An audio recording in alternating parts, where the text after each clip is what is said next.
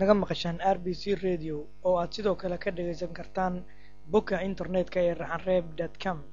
ururada mucaaradka ee dalka Djibouti ayaa dhawaanahan kulamo waxay uga socdeen dalka Belgiumka, waxaana sidoo kale dhawaan ururada mucaaradka ee Djibouti ay ka dhawaajiyeen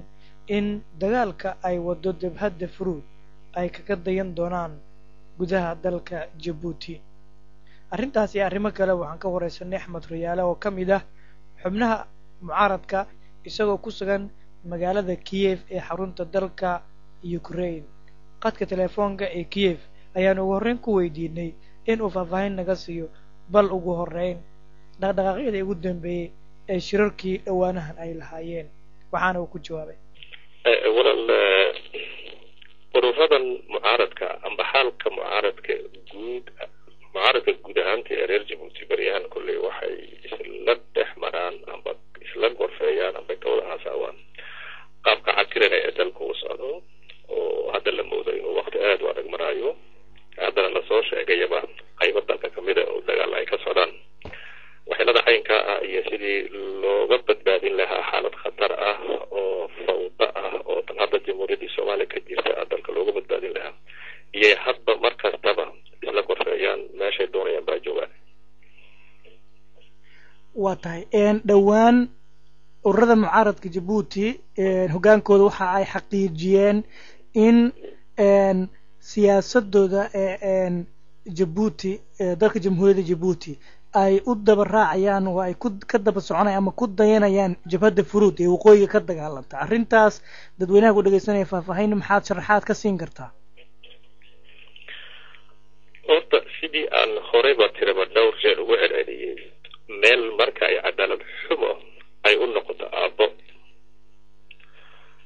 dadka cadaalad xumida la kulmaya wax kastaba ka sug.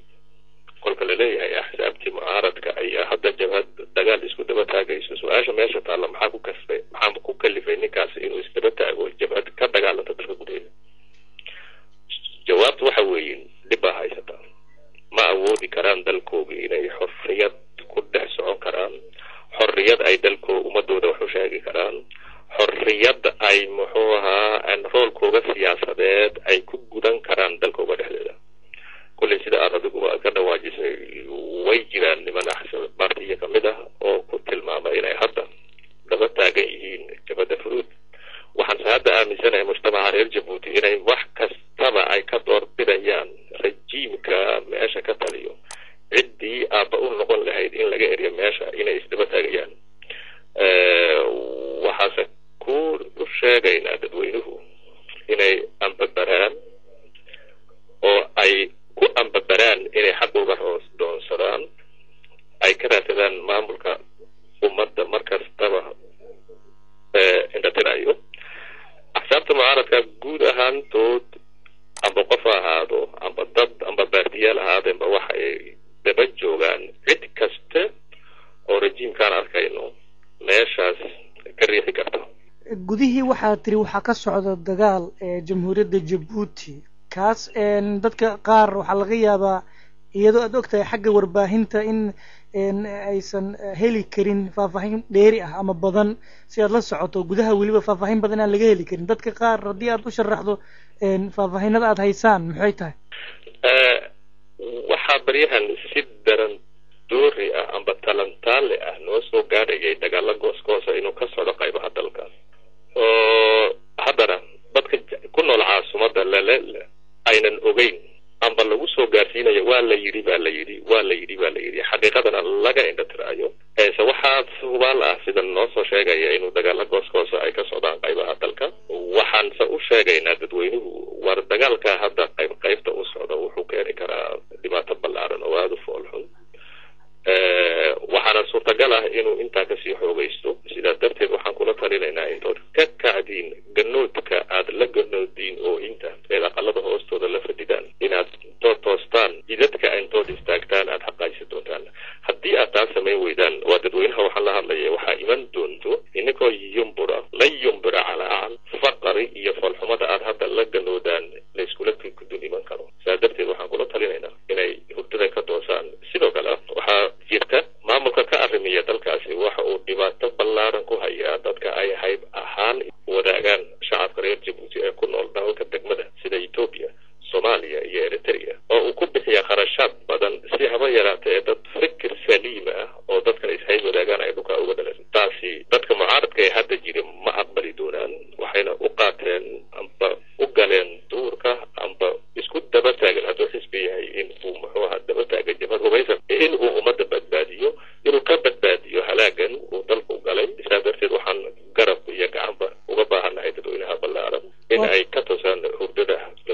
أحمد waxaa jirtay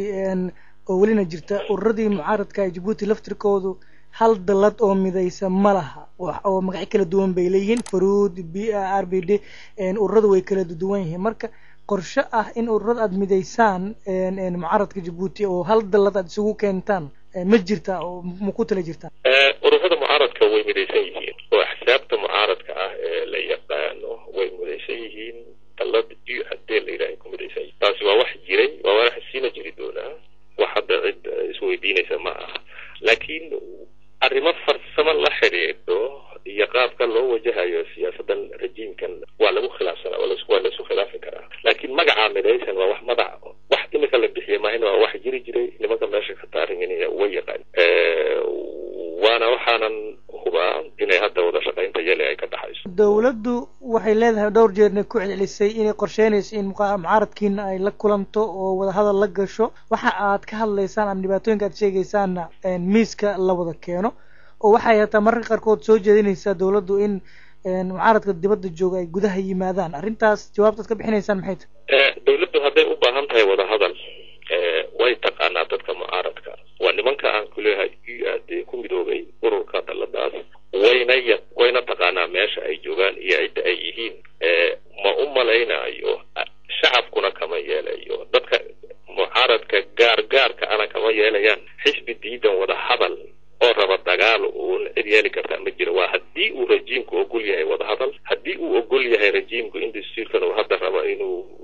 wax ka farageliyo uu faragelin waxaan anigu aaminsanahay cid kasta oo reer Djibouti waxay diyaar u tahay wada hadal laakiin waxaan aaminsanahay rejiimka meesha ka taliya inuu rabin inuu la hadlo cidda inuu adeegsado awood inuu samaystay ciidamo gaar la yidhaaho ciidamada qaranka xitaa uga gaara isaga taana uu isku bilayo inuu isleeyahay maadaama waxaan samaysay cid lama tashan karaysid hadduu sarrabo waa axsaabta mucaaradka way yaqaan iyaguna way yaqaanin meesha uu joogana way yaqaanin waan intaas baan taa ku dhaafayaa mudan wari waa tahay arrintan ah in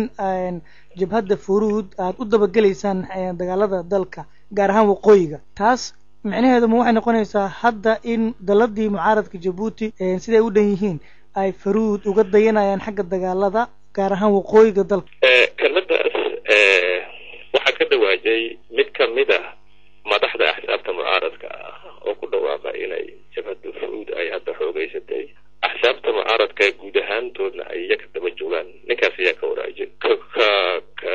mid ka mid ah axsaabta mucaaradka ayaa kalmada ka dhawaajiyay waxayna qurux badan tahay isaga in horta inta la weydiiyo sababaha waxa uu yiri hase ahaatee waxaan sa qabaa maamulkaasi iyo axsaabta mucaaradkaasi kolka laga cuna qabateeyo xaqa ay dalkooda ku lahaayeen xalka u banaani muxuu yahay bal markaale soo dhiibso sida muxuu ahaa dadka ku dhiiba guryaha hoostooda ee madaxa laga koraasayo uu noqo oo sida iyada yeel oo soo fadhiiso oo muddo rejiimkooda hadduu qofku taana diido de maxaa u banaan xalka u banaan muxuu noqon waa tahay ugu dambeyn waxaase ku qurux badan tahay jawaabtaasi dadka ay kasoo dhawaaqda inay dib ugu noqoto waa tahay ugu dambeyn waad ka hadashay ururadii mucaaradka iyo siyaasadiina